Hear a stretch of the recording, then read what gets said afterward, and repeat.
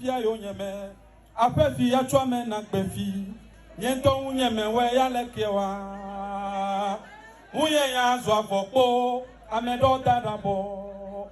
uye ya zo kaba amedo to le yi kakene nyebe Yehova le nyatefie na chekoto anyi baji bonu drola we miato ko mefa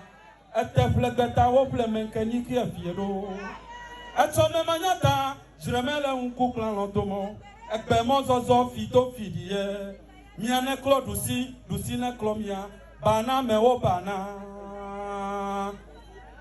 ene wo ple ebe me kayo na wo be solime ebe me kayo no be hado ebe me kayo no be kuga ebe me kayo jalele beke jalele di amopete wo kanhle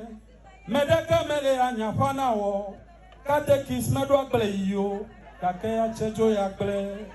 eha medada me visa jo ka chejo ya si ekame wo je gbonle ele kofia mebe na wo kle ebe me kayo no be solime ebe me kayo no be hado ebe me kayo no be kuga ebe me kayo jalele beke jalele di amopete wo kanhle medeka mele anya fana wo kate kismedo akle yo kake ya chejo ya kle eha medada me visa jo kache joya si ekame wo je gbonle ele kofia amedovi menyo nchame ko ya jim emika buiba tiko gbe me wo twoi abebe to dem ya to mo ya mia no wanyela abetwe bi menyo eno me to ya meja me wo gbede ka ko ma bajo jalele no me gbo meja me wo yo no me gbo meja me wo yo no me gbo meja me wo yo no me gbo meja me wo mejoro